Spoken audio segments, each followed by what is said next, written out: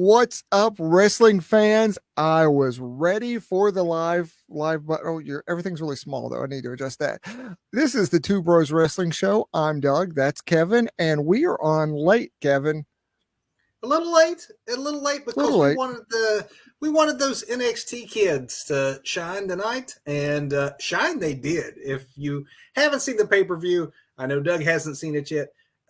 Do yourself a favor.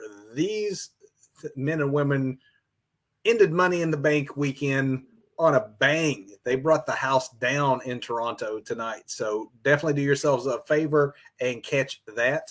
But we're here to talk about Money in the Bank itself. That is what our main event topic is this evening. But before we get to the main event topic, Is it news time? Let's do it.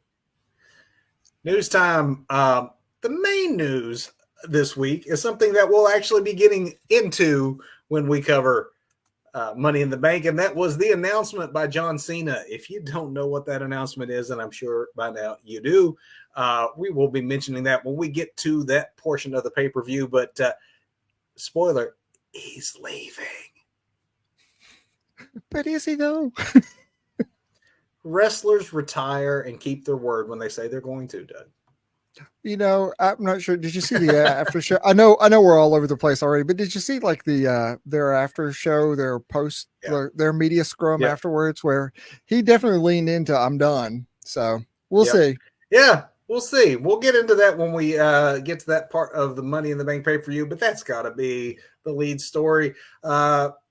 Moving on, though, to some other big news, and that is, while it has been rumored to have been something that is imminent, it's more than just a rumor now when it comes to Ricochet and his pending debut with AEW. His agent was backstage at Dynamite this past week, so this is not just conjecture. The agent apparently has been leading talks between his client and Tony Khan. It could be just a matter of time. Obviously, he didn't show up at the pay-per-view, which was a hot and heavy rumor, but that didn't occur. Well, now it's more of a when and not an if. There's only so many hours in a pay-per-view for AEW. So much talent they can squeeze in. I don't know. I think that pay-per-view is still going on.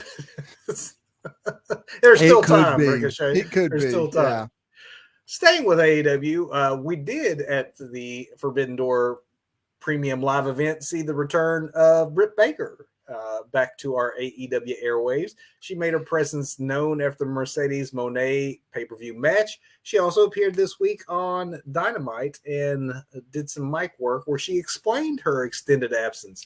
Yes, the original injury is what took her off air that we all knew about, but we all have wondered, like, when's Britt coming back? Why is it taking so long?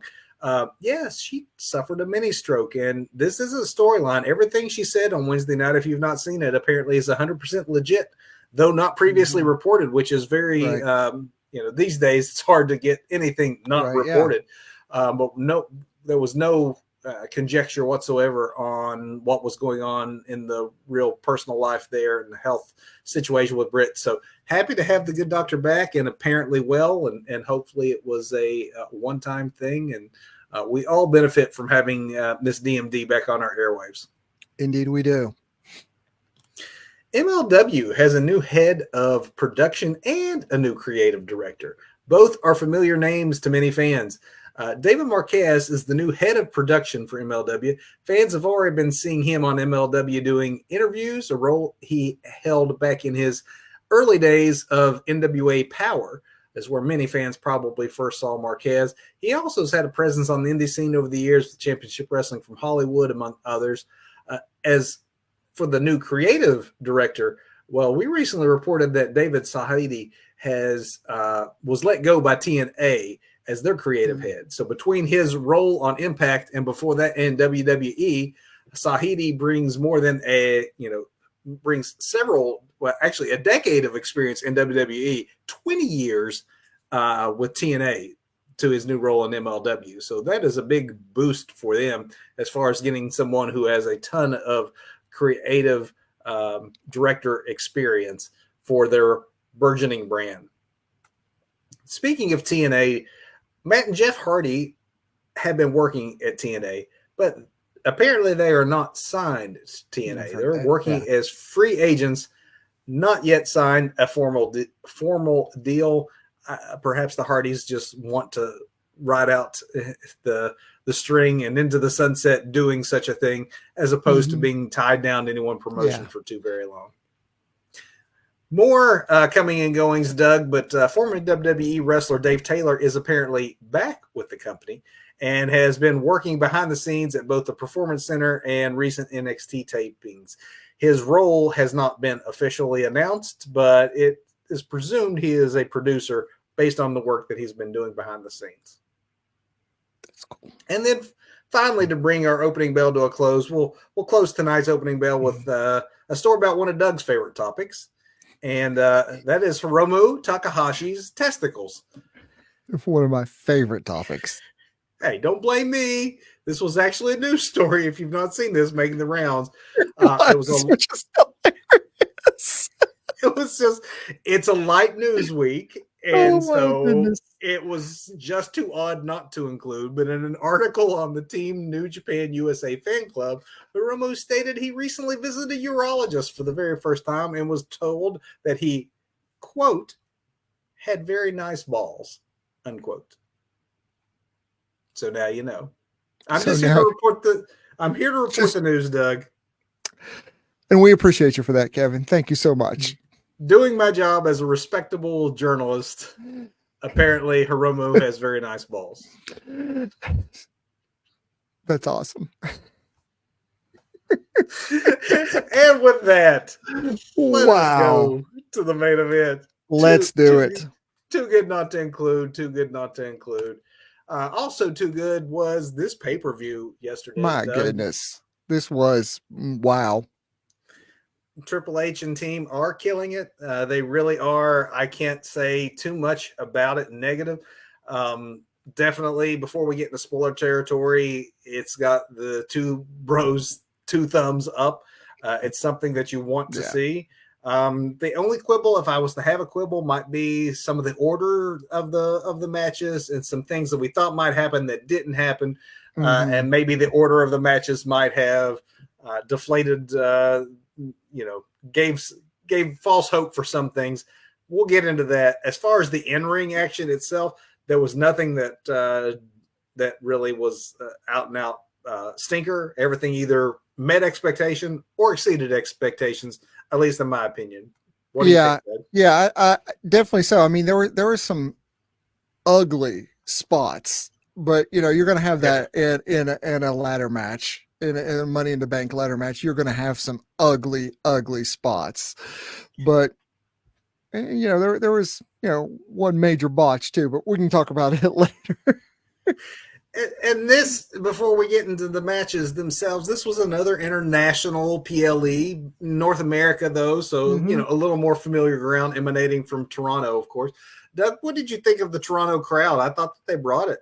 Absolutely. Every crowd outside the U.S. Well, Canada always brings it. We know this. They've referred to Canada as Bizarro World before, but Canada always brings it.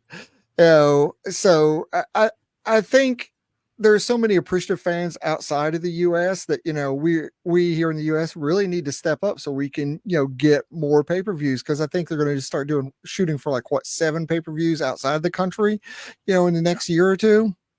With the crowds they're bringing in, the money they're bringing in, and the energy those crowds are bringing in, you can't blame them. But this Toronto crowd, while very close, obviously, to the United States, they did not disappoint. I did think it was interesting that we started at 7, which is one of the reasons why we pivoted and moved our show tonight. This must be a new thing that WWE did not really announce. This is kind of old school. If you remember back in the day, the pay-per-views did start at 7, and then they years ago bumped them primarily to beginning at 8, and now apparently they've bumped them back, because I noticed that the advertisements for SummerSlam had it airing starting at 7 o'clock. I had presumed that was a pre-show time, right? But nope, this is the actual show, and the same tonight for NXT, which is why we didn't want to go ridiculously early. So thank you for staying up late with us. Last thing I'll say, Doug, I thought it was interesting that Money in the Bank, the event itself, was apparently sponsored by Cody Rhodes. Sponsored by Cody Rhodes. I like that. That picture was everywhere. Was it? Yeah, his costume was anyway.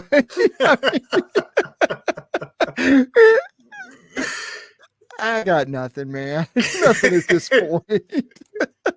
It's just it was a boys sponsored event, but yeah, every time they throw up the logo there, I kept like, somebody's got to take a Cody Rhodes Homelander like line, and no one did. No one did. The announcers missed the opportunity. I mean, Cody came out in his Homelander jacket, but I mean, beyond that.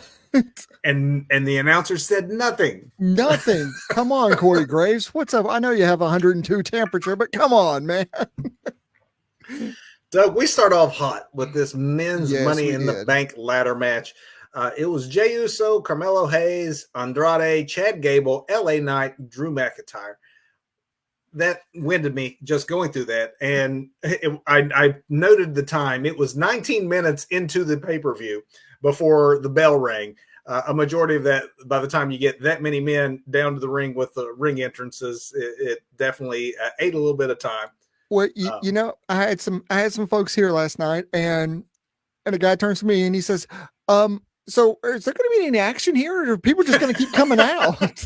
So there's a friend who hadn't seen any wrestling in a while, so I had to catch him up and bring him up to speed about what exactly was going on and how one actually wins a Money in the Bank ladder match. So that's true. If you are not used to what this concept is, it probably looks pretty strange in the context of, not a UFC, wrestling, boxing, one-on-one, even a tag team. You got some context there. A bunch of men throwing ladders around and climbing for a briefcase probably requires some explanations to non-fans. Although this man who had not watched wrestling since, WCW days did correctly call the winner of this match very early on when he initially saw him. Actually, before we even get into, the action, we should note that your winner of this Spot Fest was Drew McIntyre. Or the big dude in the black skirt, as my friend called him. An accurate description, not inaccurate. Very, very near the beginning, we get a setup of a yeet versus a yeah. I don't know if you're team yeet or team yeah, but I know. Honestly, for me, this one, everyone showed up. I mean, this was absolutely very, very well distributed as far as giving everyone a bit of shine. But if I had to say, when it came to the big, dangerous, wow moments in this one, Andrade, and Carmelo were in the middle of almost all of them. Yes. Andrade and Carmelo kept trying to kill one another, I do believe. I don't know if Andrade was like, hey, I do work here now. I don't know if that was it. I don't know what that was, but my goodness. That first big spot to me was that springboard leg drop Andrade pulled off onto Chad Gable, who was tied up in the ladder. I thought that was invented. And then Andrade scored again. Like I said, he and Carmelo all night were trying to outdo each other. That inverted Spanish fly off the ropes backwards that sent both of them through the ladder. Should be noted, though, Doug, anytime that Drew was the center of attention, we should see, obviously, we all know where this is going to be heading, but the fans obviously knew as well, because anytime Drew was the center of attention, they begin to chant for a man who is not in this match. Mm-hmm. Those CM Punk chants were loud and persistent anytime that Drew had an advantage. I'd also like to say that Chad Gable, just for the record, is the man. Yes. My goodness, the one spot where he's just hanging and swinging back and forth. Oh my gosh! Although there's one spot where Mr. Yeah hit some sort of like backbreaker, neck breaker, and I'm not sure who got the worst of that, him or Gable, because they go right down on. They're in the corner and they come down on a ladder that's setting up. On its side, and it just looks so painful. Of course, there was so much that looked so painful throughout. All of this, you're right, all night long. Yeah. When Gable caught Carmelo, and I mean, Gable's a small dude, so to catch Carmelo and then immediately go into the Chaos Theory suplex. That was amazing. But then again, like I said, Andrade and Carmelo just continued to steal the match. Andrade did that sunset flip bomb over the top of one ladder and took both he and Carmelo through another ladder.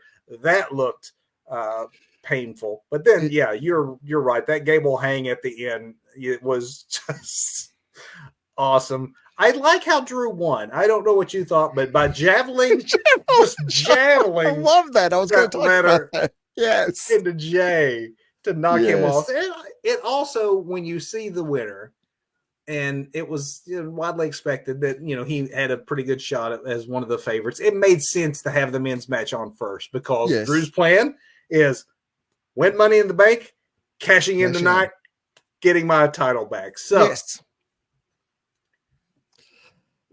part one of said plan complete. Check. Yes. Great opener, Doug. I don't know if you thought it was fantastic. I thought it was great. I thought it was super hot start. And then, the javelin throw of it. I don't think I've ever seen that maneuver before. No. in a ladder match, but it was the perfect way. It's the perfect way to stop somebody. Like, why didn't anyone ever do that before? Just take the ladder and chunk it into the dude. Right? Following that up, you have to obviously palate cleanse with something a little more ground-based, one-on-one. It's time to reset the table after all of that. We went from a match that is by design spot-heavy, not a lot of selling, not time for a lot of selling, to a one-on-one Intercontinental title match with Sami Zayn, the veteran champion, against the upstart Braun Breaker. Doug, Sami, at first, I was worried about this match because he was a little bit off on that moonsault over the top to the outside. Braun had to move in and catch him, got that knee in. But after that, I was going to say, while I'm quibbling and complaining, Braun needs to work on his body shots. There was some really weak ones in the corner where it was like, is he just rubbing the man's tummy? But gonna tickle. On the other hand, is there a cooler move in wrestling than when Braun Breaker hits the Frankensteiner, where he literally just walks up the ropes? That is he just walks up the ropes, and it's so natural. It's like he's walking down the street the way he does it. He just walks up and then boom.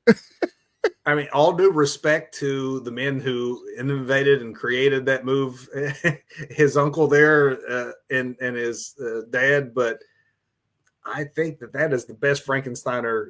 I think Braun's got the best Frankensteiner in the family now. He does. He absolutely does. And he did legit save Sami at another point in the match because he grabs him and catches him right before his head hits the ground. They're on the outside and Sami comes off like the barrier. And I know it was almost that the Logan Paul Rey Mysterio thing where Paul's too far back, but he zooms in and catches Rey. Same thing happens here, except Steiner Breaker catches. It looked like Sami was like this. His head was this close to the concrete floor when he called him. You had it right the first time. Dude's a Steiner. He's totally a Steiner. He's a Steiner. I mean, keep the Braun shirt. His name's like Bronson anyway, right? So we can keep Braun, but let's call him what he is. Let's call him Braun Steiner. The dude is a Steiner and is a stud because he really impressed tonight. To that point, Sami is from Canada. And even if it wasn't in Canada and he wasn't Canadian, Sami is as white meat baby face and as over as any wrestler in any company anywhere in the world. Even with that, Braun hits that springboard clothesline on Sami over the table and the crowd starts barking. So Braun Breaker is a star already. And it's obvious that the fans, even when they want to hate him or want to love him, and when down the road he becomes a baby face, he's going to be a face of this company. Oh, yes, absolutely. I can't imagine a world where that does not happen at some point. No, absolutely. Although I've got to say the outcome of this one, I'm happy with it. I think it happened the way it should have happened, but I was a little like, oh, well, look at that. They're okay, cool. I'm good with that. I thought Braun had a shot there for a second. I did too. I mean, I But thought it was Braun's night in Canada. I thought that's a way you get your, like you say, that white meat baby face. You get him over as a heel by taking him out in his hometown, but or not hometown, but home country. It shows two things to me, and that one is that they don't plan for Sammy to be just a transition from the long reign of Gunther. They give him a pretty signature win here, and two, it means that while Braun is obviously a star in the making, which he is, he's not their Goldberg. He's not going to be the unbeatable. Right. This shows that he can have a nice match. They didn't make it a squash, which I thought it could. I really came into this thinking they may just squash Sammy. They may they may do the Goldberg. Braun's a monster. He's the next big thing. They may just skyrocket him to the top of the card and have him tear through Sammy. And just the fact that it was a good back and forth one shows that he's not as green as he once was. He's ready for this. And that they want him to be the kind of guy that sells, has wins, has losses, builds a resume. They're not booking him as the completely unstoppable monster, which I'm actually also okay with. That kind of gets boring after a while sometimes, to be honest. If the whole Undertaker, I can't sell because I'm bigger and better than everybody else. So I'm kind of glad to see them like, hey, you're great, but you're still a rookie. And you can't really have two unstoppable monsters on the same show either, but that's a discussion for later on. True. Doug, this is when we get into the part that we alluded to at the beginning. And Trish Stratus is the host of our PLE. Makes sense there in Canada. And then, boom, surprise appearance. We not only have Homelander, we have Peacemaker. Oh, yeah, but do you think it was weird where Trish comes out and she's kind of hinting, and the crowd is just dead when she's hinting about who's coming out? It's like, come on, Canada, what's up with you? Until that music hit, maybe they were just confused. Yeah, maybe Trish's clues were not good. I don't know, but so Cena with the retirement tour announcement, not the I am stepping away now. I am stepping away in the future. In front of the live crowd, Doug, he mentioned that Las Vegas and WrestleMania next year will be his last. And I had presumed that meant that he's wrestling through WrestleMania because he mentioned Royal Rumble and that sort of thing. But you mentioned you saw the post. He did clarify, that what he's and this is actually, I gotta say, I like this idea. It's very much what they're doing in AEW with Daniel or with Bryan Danielson, and what they did earlier with Sting with AEW. WWE doesn't do this sort of thing quite as often, but I think for someone like Cena, who my wife actually said I thought he was already retired. I was like, well, there's wrestling retirement, like I'm really retired and hanging it up, and then there's I'll see you when I see you kind of retirement, which is where the big stars get at a certain age.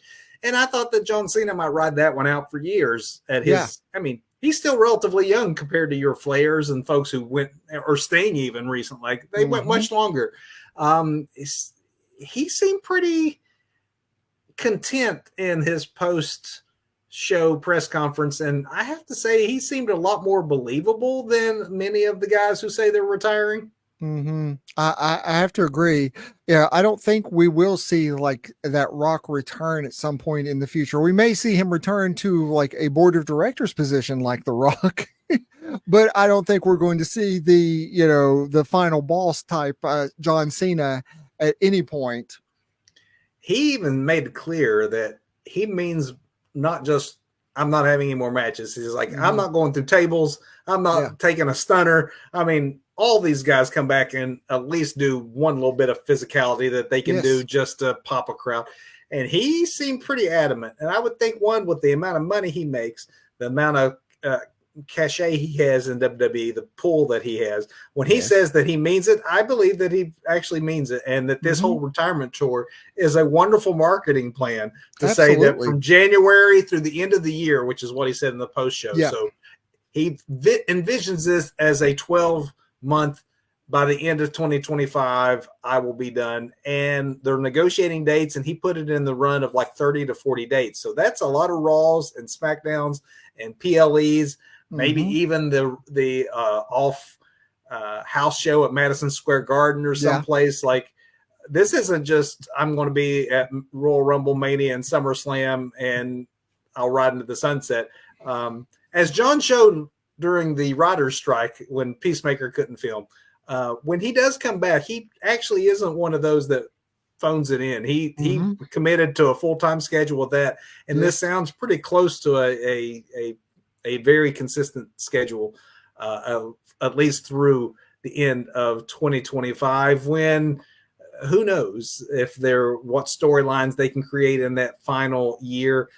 If he does get one more world title run, he will officially break Ric Flair's record as the person with the most world title reigns in history. I kind of don't want to see that one, but he did joke that, he hasn't won a match in years. So Cena's also not one of those who has selfishly wanted to always be put over. It wouldn't surprise me if a Braun Breaker is standing over top of John Cena next year. I mean, there's a lot of chances for John Cena to make some guys. And I believe that John Cena will do his best to make some guys. Oh, I think he absolutely will. I mean, because he is devoted to this company so much. But I think there's also a huge future for Cena in Hollywood now too. He's carved out that path like those before him, and I think that's where he's pivoting to now. But it's one last run. When he joked that he was hanging up the jorts, but he would be in the business suit, I don't know if that was a hint that very much, as you said earlier, with the Rock sort of thing, right? John Cena, who is a company man, a WWE guy, this is his home. He said that a lot. Wouldn't surprise me if the Rock ends up with a friend on the board of directors of WWE. Yep, I was kind of thinking that too. Doug, next match, World Heavyweight Championship match. Damian Priest versus Seth Rollins. If Priest wins, Rollins cannot challenge for the title again as long as his reign continues. And if Rollins wins, Priest must leave Judgment Day. Priest doesn't leave Judgment Day. Not yet. Not yet. And Rollins cannot challenge.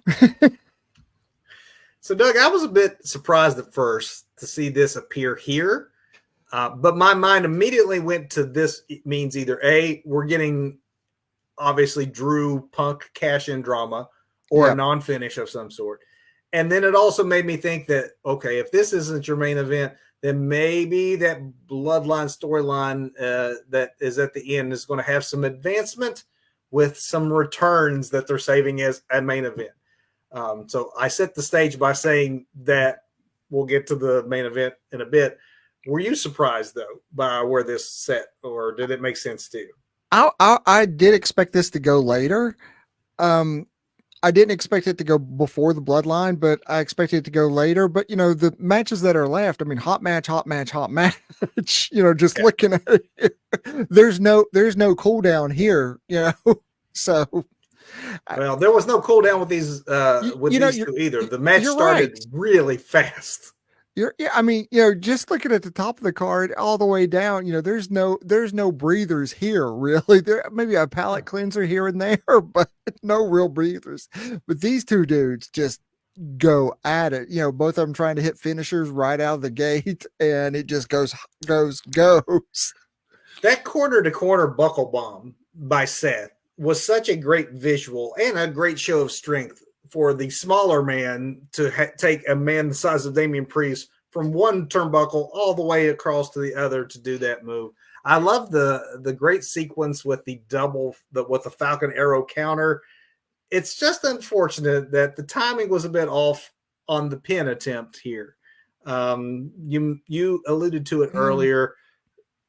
Drew didn't kick out. I mean, it was obvious that Drew didn't kick out.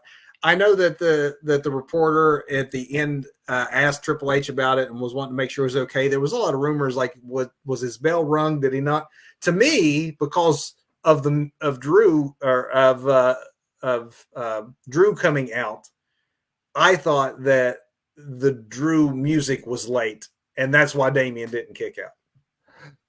So I don't know, because I've watched a couple of times, and he's looking back, like he's watching for the ref, but it seems like he's almost obscured, the view of the ref is obscured. But I have always read, and I've seen in multiple interviews, that WWE officials are to call it like it is. If somebody actually doesn't kick out, but I think there was too much, and this ref knew there was too much yet to happen, that there would have been audible after audible after audible that would have had to have been called if he would have called this the way it was in the ring, because it is clear that Damian Priest is taking a damn nap in the middle of the ring. I'm not sure what the dude was doing. JR all famously would say, as a referee, that they should see what they call and call what they see. And I'm in general agreement of that. I think that the awkwardness here, for me anyway, was less Damian got his bell rung and more Damian's looking around waiting for Drew's music to hit to stop things. And that was off, because that's the very next thing that happens after this pinfall is Drew's music hits and comes marching down to the ring. So, I had not even thought about that, because, I've been laying this, on Priest, thinking, okay, the last time, you got caught up in like the ropes and everything, everybody had trouble with the ropes, but now here we are in another championship match, and Priest is, come on, dude, you are expected to perform at a much higher level. But that is a good point, because I'm giving all the credit here to the ref and to Seth freaking Rollins, because Seth does not miss a beat, just totally sails like Drew had just kicked, or not Drew, but Priest had just kicked out, threw him halfway across the ring on his kick out. I mean, he is like, what do you mean?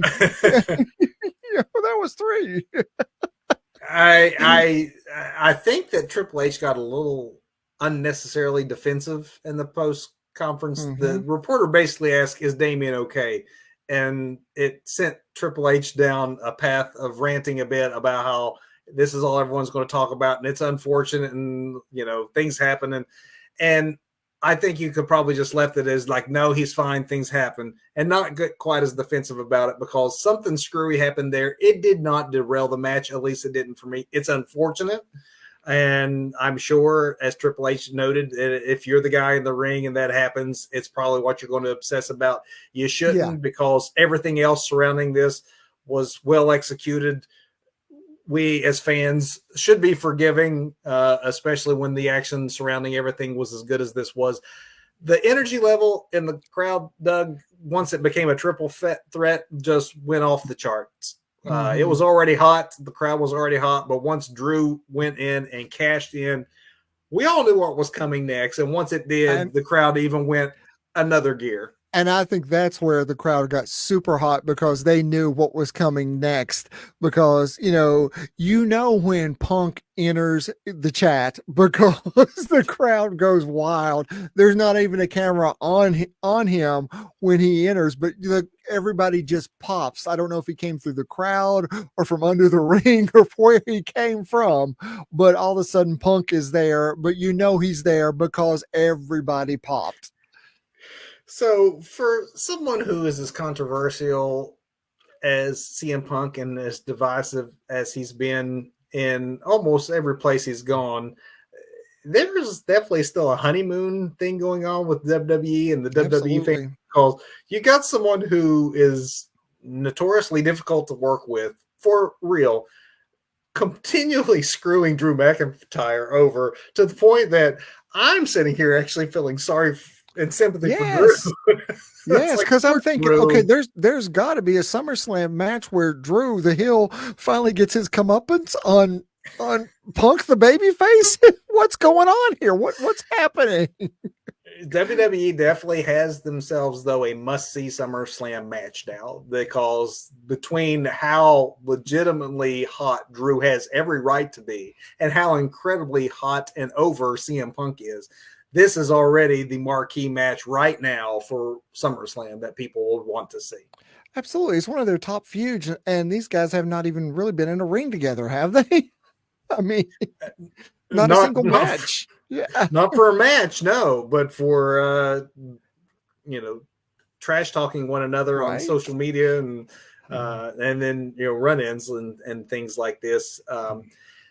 Obviously, Damian Priest retains, but there are several things that are consequences of this, because Yes.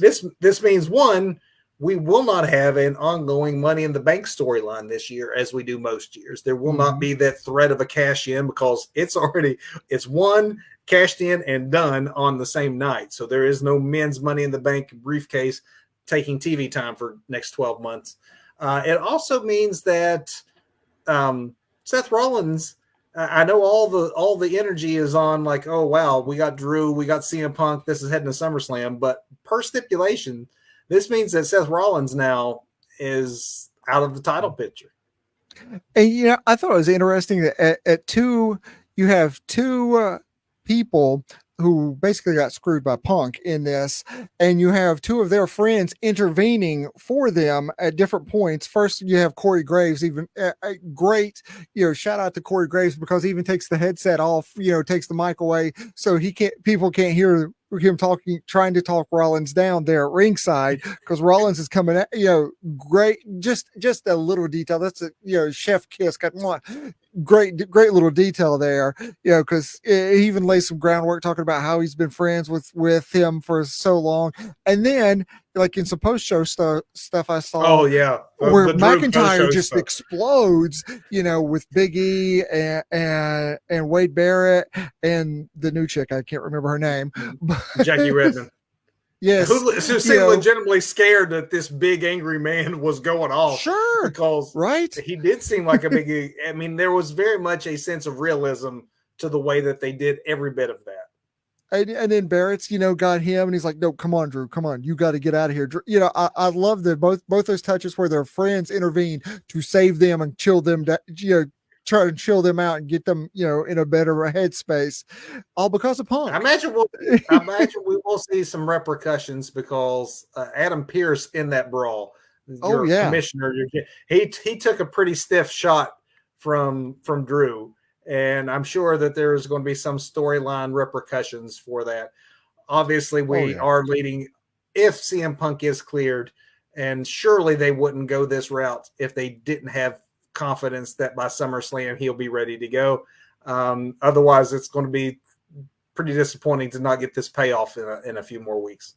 Yeah, absolutely. Of course, Punk could very much already be cleared, and it just works so well for storyline. It worked very well on this evening in odd placement, but good match despite the obvious botch. Yep. Women's Money in the Bank ladder match, Doug. We had Io Sky, Chelsea Green, Lyra Valkyria, Tiffy Stratton, and Naomi, Zoe Stark. Dear Lord, these ladies, I think, actually outdid the men, especially when it came to the amount of brutal ladder impact. Like, there was a lot of just moments for me in this one. There are a lot of those moments for me. I love how Canada got behind Chelsea Green, and despite her fear of heights, poor thing. And I legit thought there were a few times where I'm like, they're going to give it to her. They're going to let Chelsea Green win this. They definitely did, much like with the men's match. And it's hard to do when you have that many people in the ring to give everyone their moment. Yes. Everyone at a particular point in time shined in this. There usually is, in most of these matches, 2 or 3 men or women that just disappear for a majority of the match, don't do a whole lot, and the focus is on a couple of folks. They managed to organically spread the love on this, and I too thought that there were times that, oh my, Chelsea, who never wins anything, is actually going to, because of the format, and that would have been really cool. I would have actually been fine with that too. Talking about those spots, though, we get a rough Meteora to get Tiffany's head back into that ladder, and then there was that rough Io landing onto the ladder with that, Lyra suplex. Naomi's got that split going between those ladders, which was the flexibility highlight of the night. But crowd was into Tiffy, man. I mean, anytime that lady has been on air, and she has not been around all that long, they recognize a star, and they've already chosen her, and she's a heel, and the fans want themselves some Tiffy time all the time. Yes, it is that, all the time I think is Tiffy time, but you know, it seemed like Lyra Valkyrie, I'm not saying that right, Valkyria, there we go. And Zoe Stark, I don't know how much in NXT they were involved in ladder matches, if at all. Oh, But my goodness, these two girls, I was incredibly impressed and incredibly worried for both of them at multiple times. it's hard to pick the sickest bump of this one, but that one where Lyra like literally bounces off the ladder that was suspended, that had it for me until maybe when Io about killed Zoe Stark. Because when they went over that ladder and I think she was supposed to plant like firmly on that ladder, Zoe looked like she came on her head. Like I thought that like neck was way too involved in that. Yeah. Yeah. Well, there was another one where Zoe, it looked like was trying to do an offensive move, but I'm pretty sure she just attacked the mat with her head. I'm like, what did you just do, girl? My goodness. It was brutal. I think that they might have had more scary moments as far as I hope that she's not really hurt in this one than the men did in their match. Mm-hmm. But they showed up for this and it did not disappoint. And it'd be hard to pick between the two as to which of the ladder matches was best. I think that despite the false finish where it really did seem like, oh my, Chelsea is actually winning this one. Yes. I think that Tiffany Stratton winning makes all the sense in the world. She is the perfect candidate as a stuck up, entitled heel to carry this, bedazzled as it probably will end up being, the way that she, said that she is going to pretty up that suitcase, and she will probably not be cashing in anytime soon. She will not do the Drew McIntyre. She's going to hold this over heads for a while until it is Tiffy time. And I bet whenever she does cash it in, she cashes in successfully. Oh, absolutely. Absolutely. You could give her the women's title now and she'd be over. It's just them picking the right spot as to when they do it. Yeah. Doug, with that, we get to our main event. And I will say this before we get into the main event, when they put that women's ladder match on next to last, it made sense to me. Okay, men's go first. All right. Then that probably means the women's are ending. When they didn't have a world title match at the end in the middle, I thought for sure the women is ending. And then when the women didn't end, I thought, well, then for sure Roman Reigns is showing up. I think that this booking might have led to some expectations that maybe deflated a bit in the crowd, because I fully expected that they might at least tease a Roman show up, and spoiler, Roman doesn't show up. I don't know. I wasn't really expecting Roman to show up. I was, if anything, I was expecting like another Fatu or another Anna White to show up, just to help pad things out for the bloodline. Cause there's Jethro Fatu that we spoke of last week. Well, he was in Ashland, so he couldn't get all the way up to Canada. Visa problems. Right. Come on. Jay and Jacob got in. Should have stated that, this is Cody Rhodes, Randy, and KO versus the Bloodline. No titles, no stipulations, but this still, because of just the men involved, had a big time main event feel, didn't it not? It really did. It really did. Although if anything, I was expecting somebody to be appointed as a wise man for the new Bloodline. Because their wise man is Humpty Dumpty now. So let me say this before we even get into what happens during the match and the action. It's been the amazing work of Solo, Paul, and the new young Bloodline members that Roman Reigns, the man that fans for the last few years have wanted to go away. Yes. Now the fans are chanting that they want him back. Yes. They turned Roman Reigns babyface without Roman Reigns having to lift a finger or even show up. Yes. Isn't that amazing? How sick the fans were of Roman? Like, I heard so many fans, friends and things say, "Oh, I'm tired of him holding the belt. I'm ready for him to go." And now they're chanting for his return. So I really do wonder what this means, though, because we have Rock, the final boss that goes away as a heel, Roman who leaves, but I think we all expect Roman to come back as a face, even in defeat. I think there's an expectation of a redemption arc for Roman, and when he comes back, but not so much The Rock. So I wonder where this really leaves things, because I thought, if anything, the tribal chief, the head of the table, would be the final boss that Solo was taking orders from. I do much rather like that Solo has assumed, the role, and is just like, hey, I'm in charge now. So before he left too, Rock basically told Cody that our business isn't finished either. And they never had that one-on-one with the final boss and Cody, and the final boss did get a pin on Cody at WrestleMania. Mm-hmm. So I think that there's multiple stories that still happen before we end up with Roman Rock in these twists and turns. Oh, yeah, absolutely. And they might even be writing some new chapters as we speak, just because, again, Solo has probably exceeded expectations for just how well he's filled this interim role.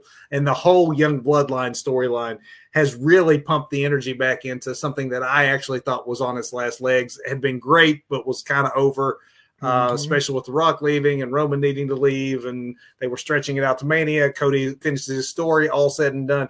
And now the Bloodline is the hottest storyline in wrestling again. Yeah, absolutely. Yeah. Absolutely. Hats off to Paul, right? Man, Paul. Real tears and, didn't shave. Didn't shave. I know. Just everything he did. And now Roman's a face without even having to show up because of the work of Paul Heyman. It's a thing of beauty, man. He's my wise man. Although I do have questions, because Punk was there last night. Punk was there. Punk and Paul are tight. Yeah, very tight. No redemption, no intervention for no confrontation, no nothing about that. It's kind of like, it's true. Yeah, it kind of reminded me of like when I was a little kid, I would try and like reconcile, and actually, even as an adult, I try and do this. While like some superhero arcs, I'm like, wait a minute, Spider-Man's in New York City too. Why isn't he fighting this bad guy along with everybody else?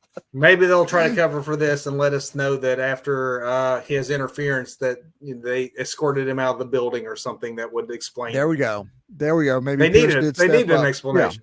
Yeah. They really like, get him out of here, right? Yeah. Although Absolutely. they did let him back in for the press conference. But there were donuts there. Can't keep the man away from donuts, apparently. We need to keep the man away from baked goods and press conferences. Oh, man. The action that was here was, as expected, great. The crowd was hot. KO fighting with all this emotion because his mom legit in the hospital here in his home country of Canada. I also loved on commentary, as you mentioned, Corey Graves with the fever and everything else, but then he goes into talking about all the pre-WWE footage of Jacob Fatu focusing on the chaos he's caused for years, and I'm like, you're calling out indies, you're calling out MLW, you're referencing things because you have no reason to fear them, but you're further contextualizing that there's a broader world of professional wrestling out there, and I love that the new WWE does this. It's great because I love the acknowledgement of, he's never been here before, not because of a lack of talent, but because of the chaos. And then, he goes into it. Yeah, he's a dangerous man. Yeah. That helo into the ring by Tama Tonga may have been the most distance I have ever seen anyone get on that move. Yes. This match becomes a bit of a... Go ahead. I was going to say, Tama Tonga and Jacob Fatu truly bringing new life along with Solo to the bloodline. Yeah, Tonga Loa. For sure, man. Tonga Loa can stand around, I guess. He stands around good. It's what he's best at. It's hard to hang with those other two in ring. They definitely are the ones that are shining. Storyline becomes an isolation and beat down of KO for the hot tag. The ref bump. Everyone hits a finisher on Solo. And then the crowd, I think, does sit back and maybe wait for Roman or interference or Punk or someone to come intervene on the good guys' behalf. Crowd gets hyped up for that KO splash to the table. All this chaos happening while the ref is out. And then, of course, as you mentioned, just it's crazy to see Jacob Fatu doing all of those flips. And like dude is 270 pounds and he's flying like a luchador.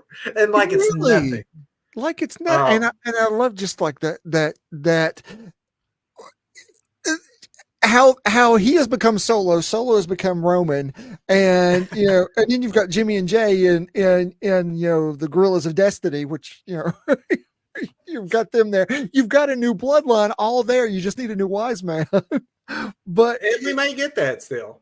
We may still get that. They just might be teasing it out. I actually did not think that was the finish when it was the finish, just because I thought here comes the next, like somebody's going to jump in and no, they went. This is a big deal to have Solo get the pin on the world champ. It wasn't KO that took the pin.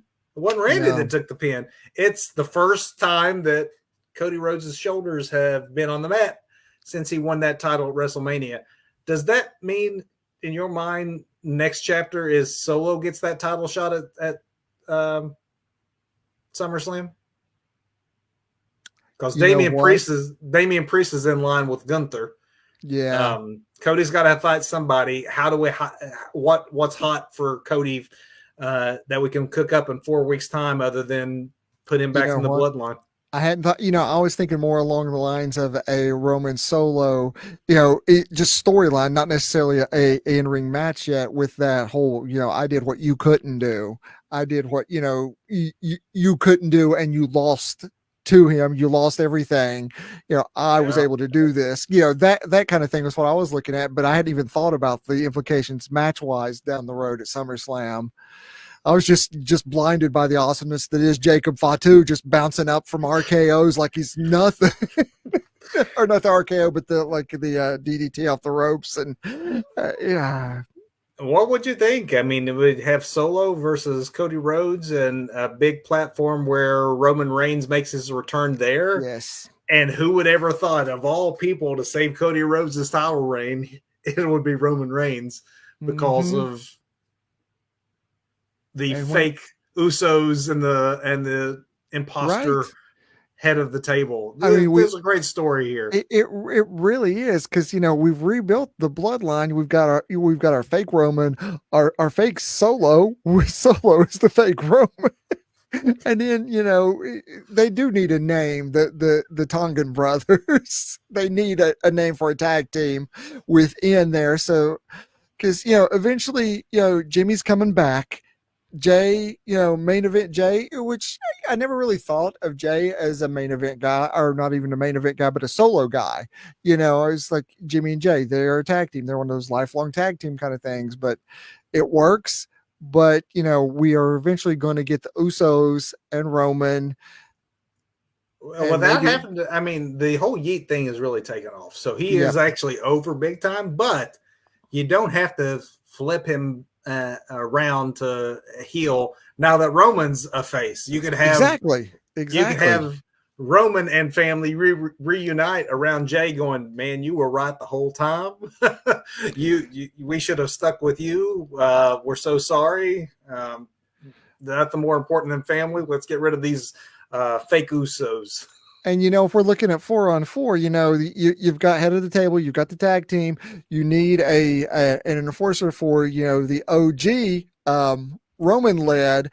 And isn't there another Samoan recently done with his New Japan contract? The big dude, Hikuleo. Thank you. Yes. You do have SummerSlam to set the table, and then the next big one is Survivor Series, which if they want to go traditional style, you could do. Yes, you could. Bloodline. A lot of possibilities, but for Money in the Bank, dude, I think 2 thumbs up again. Just Absolutely. The creative role that Triple H is on, which we'll get to that too here in a moment. Let's hit that big finish, Doug. Let's do it. So, botch of the week. For me, I'm going back a week. Last Sunday, Forbidden Door, another great pay-per-view. But during Forbidden Door 0 hour, Nigel said, it's going to be a long night. He says this on commentary. Near the beginning of the pay-per-view proper, Taz, who is now on commentary, said, it's going to be a long night. And then during the main events, they bring in JR, and he hadn't been on there all night. He joined the broadcast and commended the crowd's energy, despite it being, quote, a long night. So, Tony Khan, your announce team is even trying to tell you something that we at the Two Bros have been trying to tell you for a while. The pay-per-views are too long. Between the pre-show and the main card, Doug, there were 15 matches last Sunday. 15. At WrestleMania 40, the biggest wrestling event of the year, they had 14 matches spread across 2 nights. And Tony puts 15 on one night for a, middle of his calendar pay-per-view. So I didn't realize this. So I was watching some roundup shows today about Money in the Bank, but Money in the Bank was what, about a 3.5 hours? So, a really crisp show, right? So do you realize that there were right around 90 minutes of actual in-ring wrestling in that 3.5 hours? It makes sense with all the entrances, but I think there needs to be some balance between the two. If we could just kind of I can't even say split the difference, because Triple H could put more wrestling in, but not as much as Tony. We need. How about for those who have seen the NXT, and Doug, you do need to watch the NXT show. They were off air at 9:22. Oh wow! It was 2 hours and 22 minutes, and there was not a dull moment. And now, granted, there wasn't the big they did have a multi-person match, but it didn't take as long to get everybody out to the ring. So there's a way to do it. Right. And fans appreciate this. Less can be more. I am a big believer of less can be more. Absolutely. But that is my botch. Doug, yours? So, man, I've been giving Priest a really hard time, but I didn't really realize, until you pointed it out, that he could have very well been waiting for, somebody else could have botched a spot, and which could play back around what Triple H was saying, that's not, that's what everybody's going to remember this by. But, there was another botch, and not just like a really nasty, you could have hurt yourself or somebody else kind of spot, but dude, what are you doing? You botch your debut when you can't get out from underneath a ring and grab a ref. A ref has to pull himself out of a ring, and then you can't do like a low blow from behind. Come on, Tongaloa. Come on, dude. You got one job. You had one job last night, and you screwed it up. Low blow Kevin Owens. You missed. You had to do it twice. Come on, dude. So he hasn't had the same fast start that the other New Bloodline members have had. But yeah, I noticed that too. That did not look great. I mean, I guess there was what was he, Camacho or whoever he was before? Hey, when he was in WWE. But anyway, yeah. Come on, man. Do better. Doug, how about your performance of the week? So I always like to, when we're doing the review shows for a particular pay-per-view, to sandwich everything in and just wrap it up all nice and everything. But I've got to say, man, I got to jump over to Collision just for that MJF promo he cut last night. My goodness, he just set the place on fire. MJF with a microphone is... we expect greatness when we have MJF with a microphone. He wouldn't miss a low blow on KO. He would not. He wouldn't miss a low blow for any opportunity on anyone. Absolutely. If there was a low blow. I mean, that promo he cut was just fire. That is. We're back to our MJF heel. Thank you. He even shut the crowd down when they were like, "Nope, you had your chance to cheer for me." That's just excellent performance. Excellent.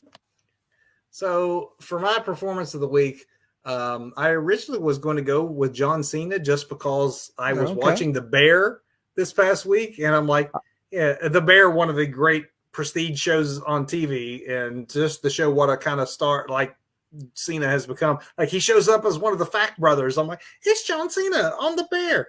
And I was going to give it to him for that. And then he comes and does his retirement announcement. I'm like, this is, I mean, love him or hate him. There is no one. I mean, Hogan didn't have this kind of run. Mm-mm. Rock didn't have this kind of longevity. The Stone Cold was, his hot period was like, John Cena has literally been the face of WWE up until maybe Cody Rhodes here in the last, 2 years. It's like almost 2 decades, like props. And so I hope he gets a big a welcome and nice run next year. And I think that deserves my performance of the week. Although I was going to throw in an NXT one, but since you haven't seen the pay-per-view, I don't want to spoil something for you.